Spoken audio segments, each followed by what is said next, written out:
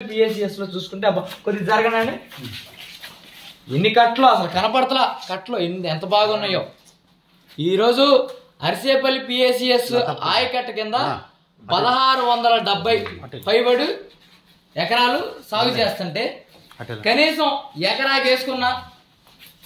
పోనీ నేనైతే రైతులు కాదు మీరైతే బాగా పెద్దగా రైతులు కదా ఎకరానికి ఎన్ని బస్తాలు వేస్తాం హీనంగా మనమైతే 2 మన పొలాలు సొంత అవుతాయో మీరే లెక్కేసుకోండి మరి ఇక్కడ ఏం బస్తాలు ఉన్నాయో చూపించండి ఒక్క బస్తా కూడా లేదు యూరియా లేదు డిఏపి లేదు 28 లేదు ఏమున్నాయి అసలు ఇక్కడ ఏమున్నాయి ఉన్నాయన్నారు ఇవి ఒక్కటే కాదు ప్రతి పిఎస్సిఎస్కి వెళ్తున్నాం ఏమేమి ఎరగదీసి పొడి చేసి తీసుకొచ్చారో మీరు అన్నీ చూస్తాం మీకు చూపిస్తాం కళ్ళారా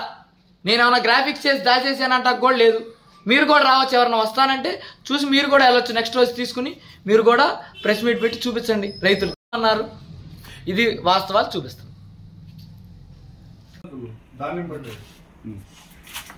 ఆ పంటకే లేదు మరి ధాన్యం తర్వాత పంటకి దిక్కు లేదు పంటకి నీరు లేదు ఈ సంచులు తెప్పించారు మనం నిన్న కాక మొన్న కలెక్టర్ ఆఫీస్కి వెళ్ళి ఏదైతే ప్రజలకి రైతులకి ఎప్పుడు ఇచ్చే ఎరువులు గవర్నమెంట్ నుంచి వచ్చే ఎరువులు రాకపోవడం జరిగిందో వాటి గురించి సార్ రైతులు ఇబ్బంది పడుతున్నారు ఖచ్చితంగా వాళ్ళకి ఇవన్నీ అందుబాటులోకి ఉంచేలాగా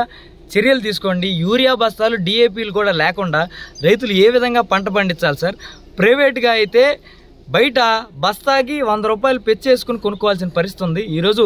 రైతులకి పెట్టుబడి సహాయం లేదు ఇక ఇది కూడా ఎక్స్ట్రా భారం అయితే ఇక ఎట్లా రైతు బయటపడేది సార్ రైతు వ్యవసాయం మానుకునే పరిస్థితి వస్తుంది అని నేను మాట్లాడిన వెంటనే తగుదునమ్మా అని మన మంత్రి గారు చెప్పారు లేకపోతే వీళ్ళు తయారయ్యారో వచ్చి ప్రెస్ మీట్ పెట్టి ఎవరు చెప్పారు ప్రతి పిఎస్సిఎస్లో నిండుగా ఎరువులు ఉన్నాయి ఎరువులకు కూడా మేము తెరకడితే దాని మీద నుంచి కింద పడిపోతాయని బస్తాలు కింద పడతాయని తెరకట్టామని చెప్పారు వీళ్ళు ఎంత నిజం చెప్పారో దానిలో భాగంగా ఈరోజు ప్రతి పిఎస్సిఎస్కి కదలడం జరిగింది దానిలో భాగంగానే మీరు వెనకాల చూడొచ్చు అరిసేపల్లి పిఎస్సిఎస్కి వచ్చాం ఈ పిఎస్సిఎస్ ఆయకట్ట కింద 1675 ఎకరాలు సాగు చేయబడుతుంది దానికి హీనంగా ఒక బస్తా యూరియా వేసుకున్న 1700 బస్తాలు కావాలి దాదాపు 1700 బస్తాలు కావాలంటే ఒక్క బస్తా కూడా లేని పరిస్థితి నేను చెప్పడం కాదు కళ్ళారా మీకు విజువల్స్ చూపించాం స్టాఫ్ నోట్తో చెప్పించాం మరేమో బయటికేమో అంటే